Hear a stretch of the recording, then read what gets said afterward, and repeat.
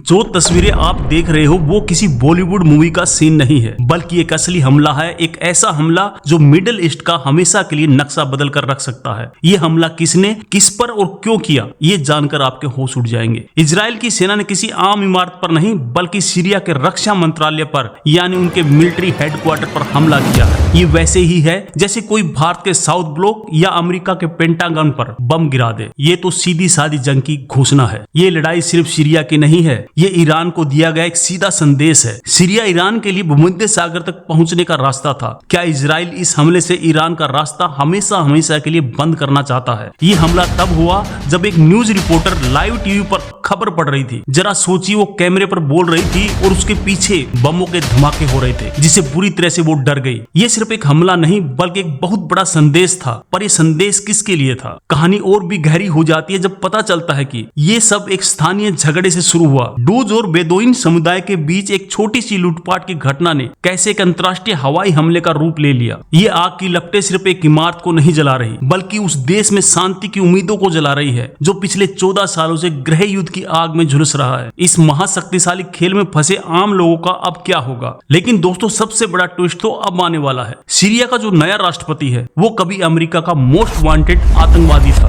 और अब अमेरिका का सबसे करीबी दोस्त इजराइल उसी की सरकार पर बम बरसा रहा है। आखिर ये चल क्या रहा है? ईरान इस हमले की निंदा कर रहा है, जबकि वो खुद सीरिया की नई सरकार का विरोधी है। वहीं अमेरिका, जिसका सबसे अच्छा दोस्त इजराइल है, वो इस हमले पर चिंता जता रहा है। ये कैसी उलझी हुई कहानी है? सीरिया की पिछली सरकार यानी बशर अल असद की सरकार को रूस और ईरान का सपोर्ट करते थे, और अब जो नई सरकार आई है उसे अमेरिका और सऊदी अरब का समर्थन हासिल है। लेकिन मजे की बात तो ये है कि इजराइल अमेरिका की समर्थित सरकार पर हमला कर रहा है। क्या नेतन्याहू ने ट्रंप को भी धोखा दे दिया?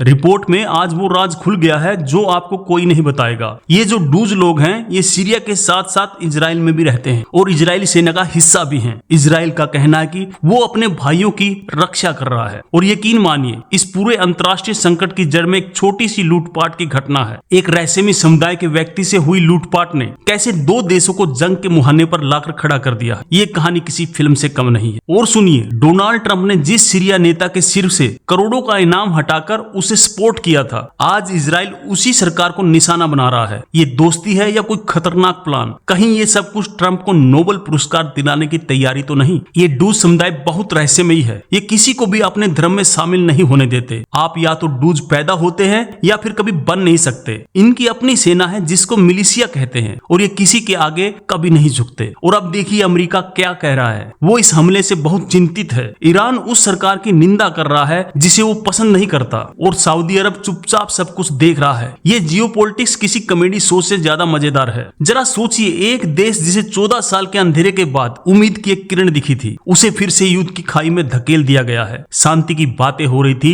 लेकिन अब सिर्फ बमों का शोर सुनाई दे रहा है। तो आखिर इजराइल ने सीरिया पर हमला क्यों किया? जवाब बहुत उलझा हुआ है। अपने वफादार समुदाय की रक्षा, ईरान को एक कड़ा संदेश, और शायद एक पुराने दोस्त की राजनीतिक महत्वाकांक्षाओं को पूरा करना। हर कोई गूगल पर सर्च कर रहा है, ये डूज कौन है? दुनिया भर में सिर्फ 15 लाख की आबादी वाला यह छोटा सा समुदाय पूरे मिडिल ईस्ट को कैसे हिला रहा है? और आखिर इजराइल के लिए ये इतना क्यों जरूरी हो गया है? ये असली खेल है ईरान, सीरिया, लेबनान के हिजबुल्लाह के प्रतिरोध की धुरी को इजराइल की सीमा पर मजबूत होने से रोकना। रक्षा मंत्रालय पर हमला इसी रणनीति का एक बहुत बड़ा हिस्सा था, एक सीधा और स्पष्ट संदेश। इन सभी बड़ी ताकतों के खेल के बीच सबसे ज्यादा नुकसान सीरिया के आम लोगों को हो रहा है, जिनकी शांति के सपने को एक बार फिर धुएं में उड़ा दिया गया। अब अमेरिका की मध्यस्थता से युद्ध विराम की बातें शुरू हो गई हैं, लेकिन क्या ये युद्ध विराम टिक पाएगा जब दांव पर इतनी बड़ी चीजें लगी हों और खिलाड़ी इतने अप्रत्याशित हों? अब सवाल ये कि आगे क्या होगा? क्या सीरिया की नई सरकार पलटवार करेगी? क्या ईरान इस लड़ाई में सीधे तौर पर शामिल होगा? क्या ये मिडिल ईस्ट में एक बड़ी जंग की शुरुआत होगी? ये तो बिल्कुल गुड कॉप बैड कॉप वाला खेल लग रहा है। नेतन्याहू बुरा बनकर बम फोड़ रहे हैं और ट्रंप अच्छा बनकर शांति स्थापित करने आ जाएंगे, और फिर वही वही नोबेल शांति पुरस्कार। आपको क्या लगता है? 14 सालों तक सीरिया के लोगों ने जो दर्द सहा,